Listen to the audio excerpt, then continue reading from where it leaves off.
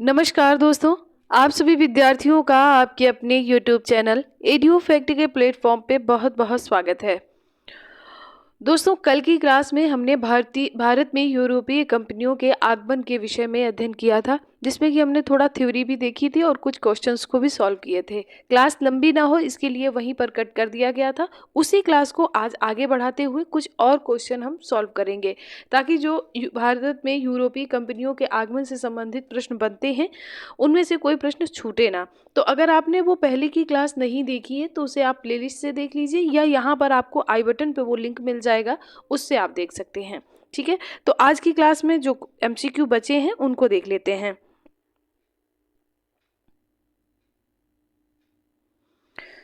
पहला प्रश्न है यहाँ पर, मध्यकाल में भारत को पश्चिमी देशों से जोड़ने वाले मार्ग कौन से थे? दो मार्गों के विषय में हमने अध्ययन किया था, एक फारस की खाड़ी से था और एक लाल सागर से था। दोनों ही मार्ग हमने देखे थे पिछली की क्लास में। तो इसमें क्या हो जाएगा, उपरोक्त दोनों इसका आंसर हो जाएगा।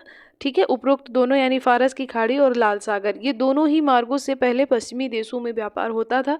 लेकिन जैसे ही कुस्तुतुनिया यानी तुर्की पर आक्रमण होकर उस जो वो मार्ग था उस पर कब्जा कर लिया गया, तो फिर पश्चिमी और पूर्वी व्यापार में बाधा उत्पन्न होने लगी। और क्या किया गया कि पुर्तगाल के लोगों ने फिर नए समुद्री मार्ग की खोज की, और उसमें जैसे कि कोलंबस ने अमेरिका की खोज की और वास्को डी गामा 1498 में भारत आया। तो इस तरह से फिर हमने कल की क्लास में डिस्कस किया हुआ है। तो अगर वहाँ नहीं देखा है तो देख लीजिएगा, वहाँ आपको क्लियर हो जाएगा। ठीक है, और इसका आंसर बोथ ऑफ एबव हो जाएगा। आगे बढ़ेंगे। 1486 में केप ऑफ गुड होप की खोज किसने की थी? ठीक है, तो केप ऑफ गुड होप की खोज जो की थी वो 1486 में किसने की थी, ये आपको बताना है।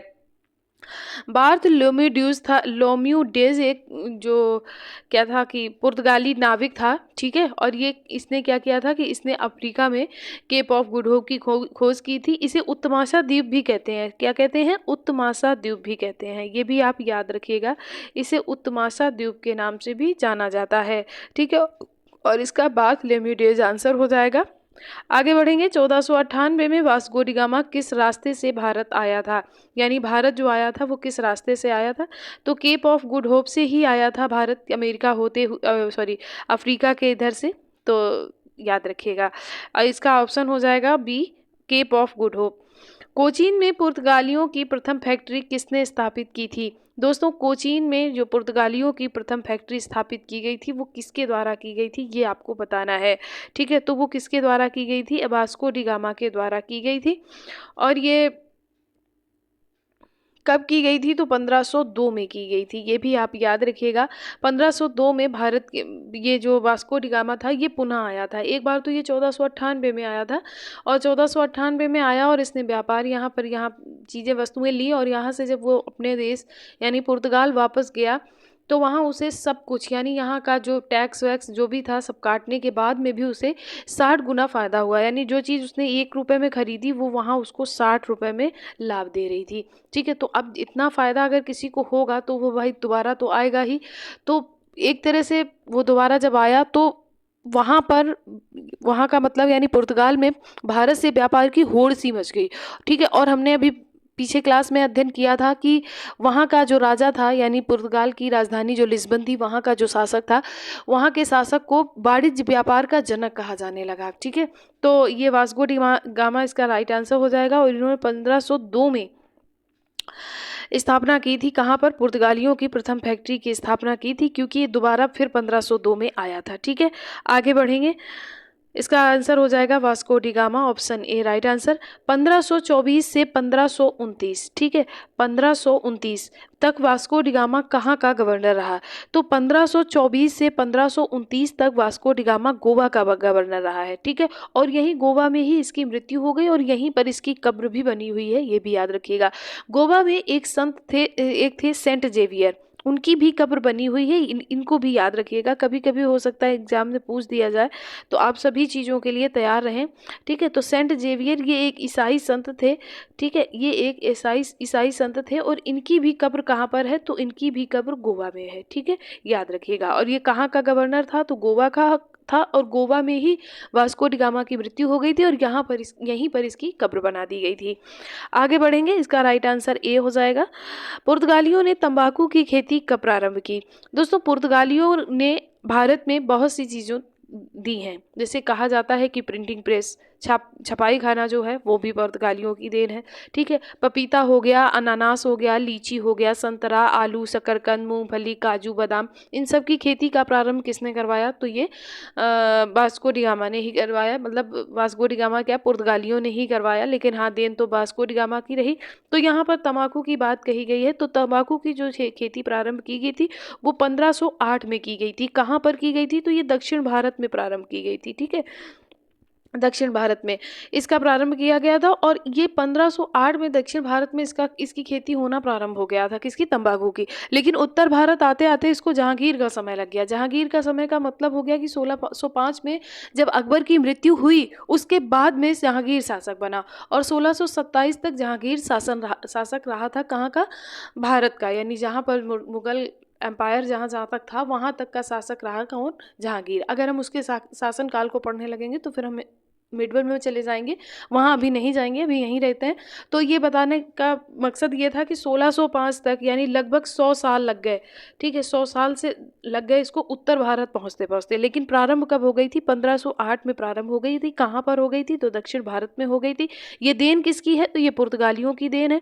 और भी बहुत सी चीज़ें हैं, आप नोट कर लीजिए, जैसे कि पपीता हो गया, अनानास हो गया, लीची हो गया, संतरा, आलू, शकरकंद, मूंगफली, काजू, बादाम, ये सभी देन किसकी है?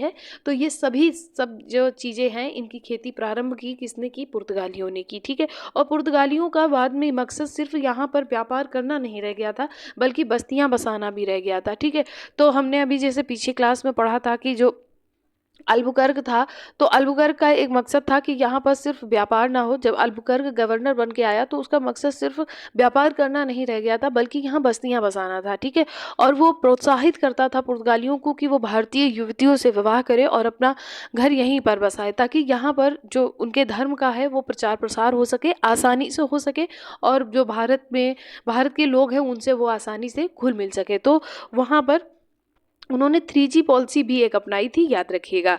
आगे बढ़ेंगे और इसका आंसर तो 1508 हो ही जाएगा। जहांगीर के दरबार में जाने वाला प्रथम अंग्रेज कौन था? ये आपसे पूछा गया है। तो दोस्तों, जहांगीर के दरबार में जब अंग्रेजी कंपनियों का आगमन हो गया तो जहांगीर के दरबार में जो सबसे पहला प्रतिनिधि गया था वो कौन गया था? ये आपसे पूछा गया है।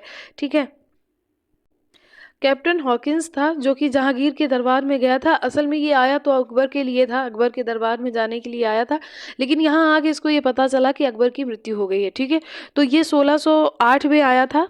कौन आया था? तो ये आया था कैप्टन हॉकिंस। ठीक है, और ये जहांगीर के दरबार में गया और 3 साल तक ये जहांगीर के दरबार में रहा।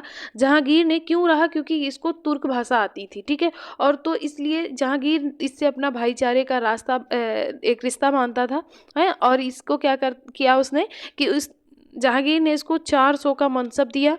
कितना? 400 का मनसब दिया इसको। ठीक है, और एक उपाधि दी थी इंग्लिश खान की।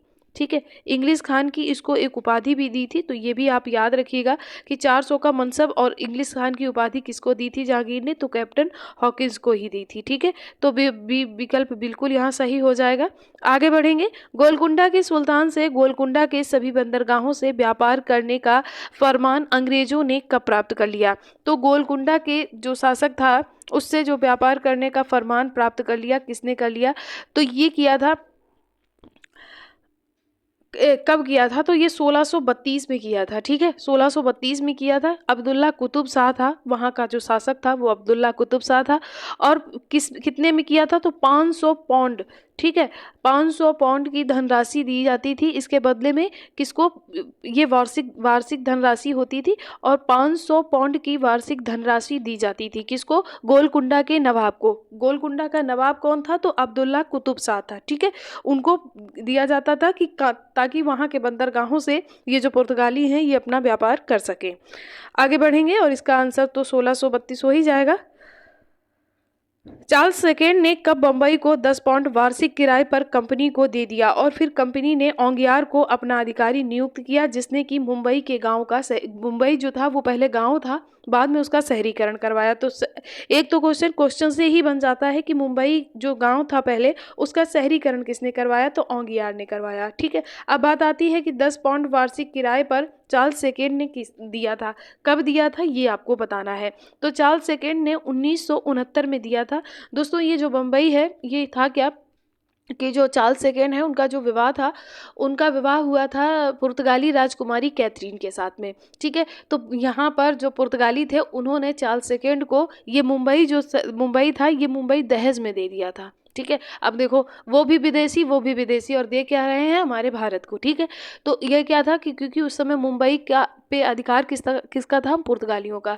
तो पुर्तगालियों ने ब्रिटेन के राजा जो चार्ल्स सेकेंड थे उनको दहेज स्वरूप में मुंबई दे दी थी। अब वो मुंबई में रहने बसने तो आएंगी नहीं, तो उन्होंने क्या किया, मुंबई को वार्षिक किराए पर कितने 10 पाउंड के वार्षिक किराए पे मुंबई को दे दिया, किसको, कंपनी को दे दिया। ठीक है, और कंपनी ने क्या किया, एक ओंगियार नाम के इंसान को वहाँ पर नियुक्त किया जिसने उस गांव का, मुंबई नामक गांव का शहरीकरण किया। ठीक है, और आज तो आप मुंबई जानते ही होंगे, बहुत अच्छा सिटी है। ठीक है, तो यहाँ पर इसका क्या हो जाएगा, 1969 हो जाएगा answer, option C right answer हो जाएगा। कोलकाता नगर की स्थापना हुई, कब हुई थी, तो इसकी स्थापना जो हुई थी वो 1698 पे हुई थी। ठीक है, और ये अंग्रेजों के ने क्या किया था कि बंगाल के एक जमींदार थे, कौन, उनका नाम था इब्राहिम खां।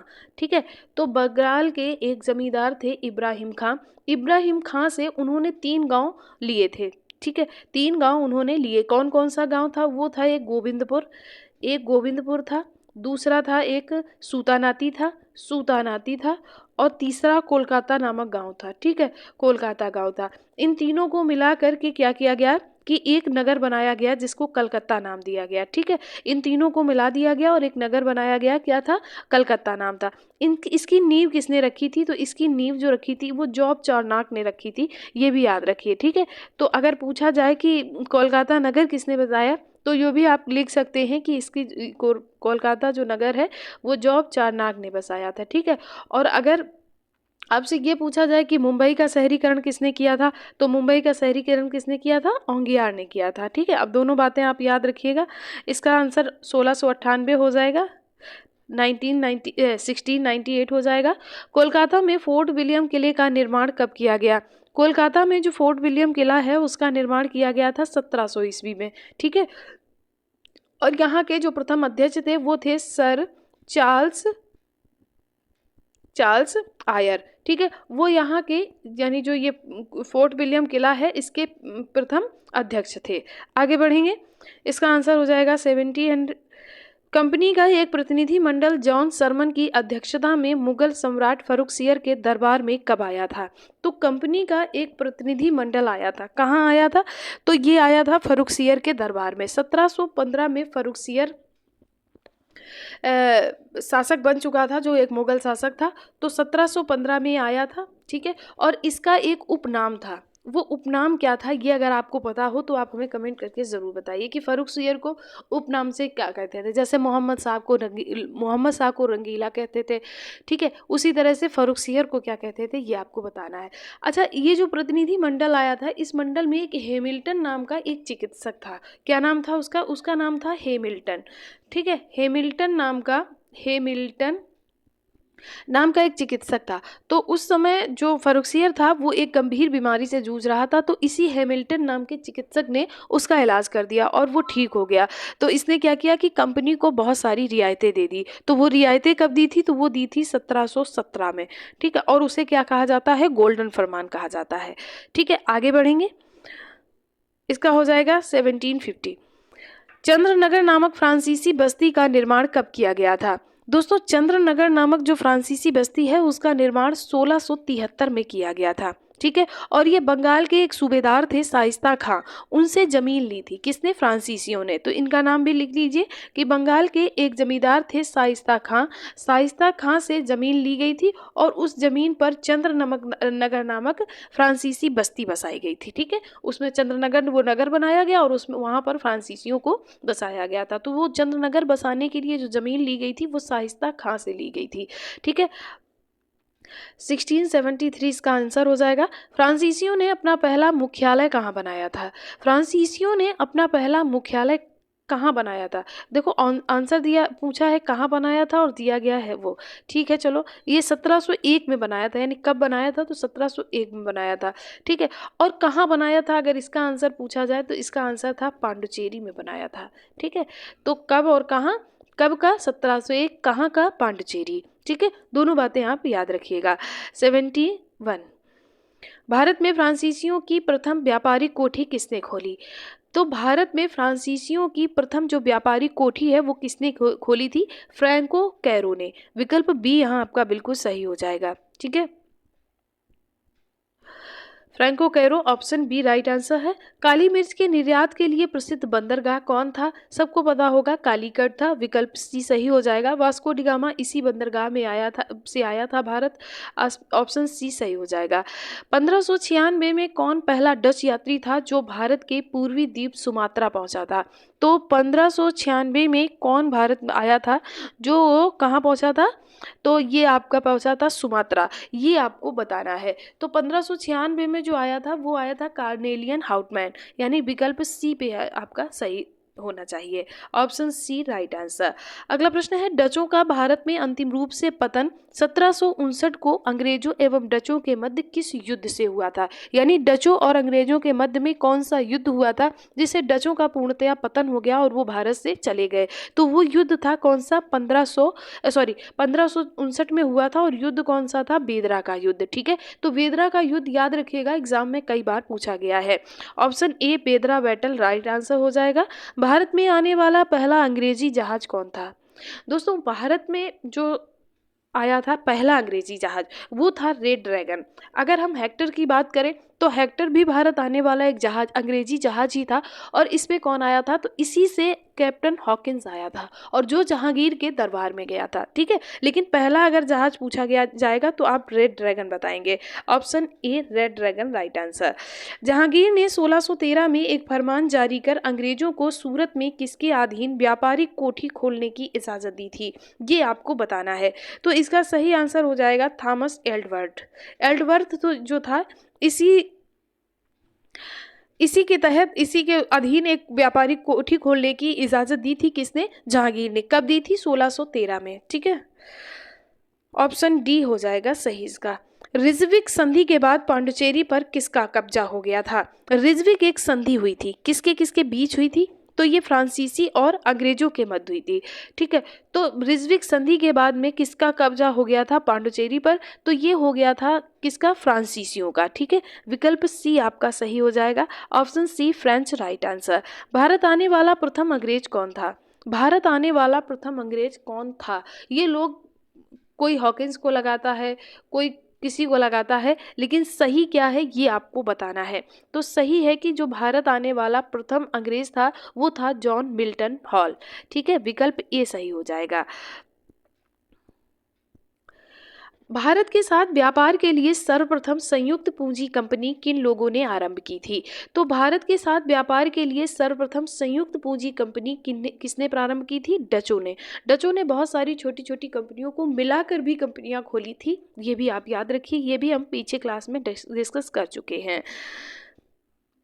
कहाँ से यूरोप वासियों को सर्वोत्तम सोरा और अफीम प्राप्त होता था? बिहार से। ठीक है, विकल्प बी सही हो जाएगा, बिहार।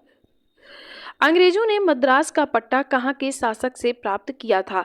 तो अंग्रेजों ने जो मद्रास पट्टे पर लिया था, लीज पर लिया था, कहाँ के शासक से लिया था? चंद्रगिरी के शासक से। ठीक है, चंद्रगिरी राइट आंसर हो जाएगा। किस अधिकारी ने पुर्तगालियों को स्वाली के स्थान पर हराया था? किसने हराया था? तो ये थॉमस बेस्ट ने हराया था। विकल्प बी आपका यहाँ बिल्कुल सही हो जाएगा, थॉमस बेस्ट राइट आंसर। अगला प्रश्न है, भारत में डचों की पराजय का कारण क्या था? दोस्तों, डचों की जो पराजय का कारण था वो था उनकी कमजोर समुद्री शक्ति। ठीक है, कमजोर समुद्र शक्ति के कारण डच भारत में पराजित हो गए थे। ठीक है, ऑप्शन बी राइट आंसर हो जाएगा। अगला प्रश्न है, डुप्ले को नवाब खान की उपाधि किसने दी थी? डुप्ले को नवाब खान की उपाधि आलमगीर द्वितीय ने दी थी। विकल्प बी आपका सही हो जाएगा, आलमगीर सेकंड राइट आंसर। दोस्तों, ये थे कुछ कल की क्लास के बचे हुए क्वेश्चंस आपने देखे, सॉल्व किए, कैसे लगे ये आप हमें जरूर कमेंट करके बताइए। वीडियो पसंद आए तो लाइक करें, दोस्तों के साथ शेयर करें और ऐसे ही वीडियो आपको मिल जाए टाइम पे उसके लिए चैनल को सब्सक्राइब जरूर कर लें। आप सभी विद्यार्थियों का एक बार दिल से बहुत बहुत धन्यवाद।